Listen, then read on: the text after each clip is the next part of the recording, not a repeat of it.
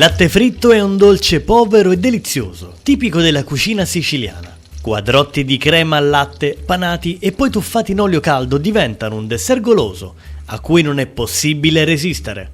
Si prepara con estrema facilità e spesso si sceglie per festeggiare il carnevale, ma è una ricetta che non conosce stagione e ogni scusa è buona per rendere felici gli ospiti o la famiglia. Preparate il latte fritto quando volete stupire tutti, dai più piccoli agli adulti, con bocconcini croccanti fuori e così morbidi dentro da sciogliersi letteralmente in bocca. Certo, per arrivare a friggere anche il latte ci vuole un po' di fantasia, ma pare che questa ricettina risalga ai tempi della dominazione spagnola sull'isola, e furono poi le suore Clarisse a diffonderla e portarne avanti l'usanza. È vero altresì che un dolce simile è presente in altre regioni d'Italia, ma con una differenza sostanziale. In Sicilia non si frigge la crema pasticcera, cioè una crema preparata con le uova. Si prepara invece il classico bianco mangiare, una crema bianca semplice e genuina che ogni siciliano ama e custodisce gelosamente tra i propri ricordi d'infanzia. Le uova sono comunque presenti nella panatura esterna, che deve diventare dorata e croccante avvolgendo il latte. Ma quali sono gli ingredienti per la preparazione del latte fritto, antico dolce siciliano? Per la crema 1 litro di latte intero, 100 g di amido, 150 g di zucchero, buccia di un limone. Per la panatura 2 uova grandi, farina e pan grattato finissimo quanto basta, zucchero a velo dopo la frittura.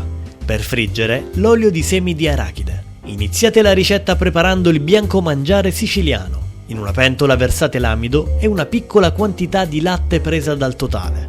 Mescolate bene con una frusta o un cucchiaio per sciogliere tutti i grumi. Unite lo zucchero e continuate a mescolare per ottenere una cremina perfettamente liscia.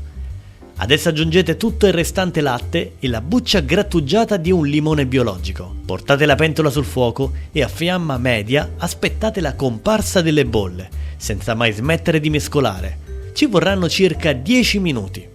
Al primo bollore attendete 1 minuto e spegnete.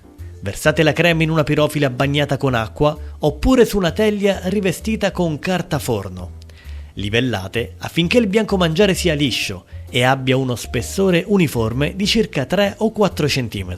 Lasciatelo a temperatura ambiente per qualche minuto perché si raffreddi un po'. Dopo copritelo con della pellicola e mettetelo in frigorifero.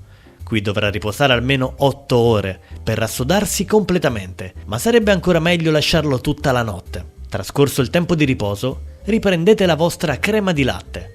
Con la lama fine e liscia di un coltello, staccate i bordi dalla pirofila e capovolgete il dolce su un tagliere.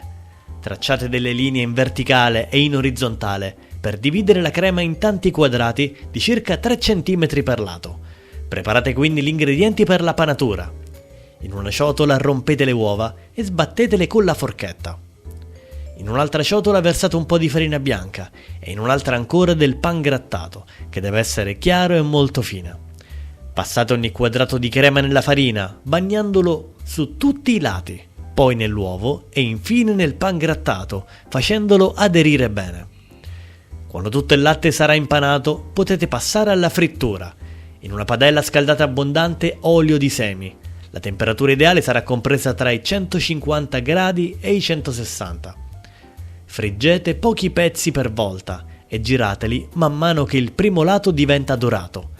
Il latte fritto sarà pronto in circa 4-5 minuti, assumendo un colore uniforme, non troppo scuro e diventando croccante. Scaricate l'olio in eccesso su carta assorbente.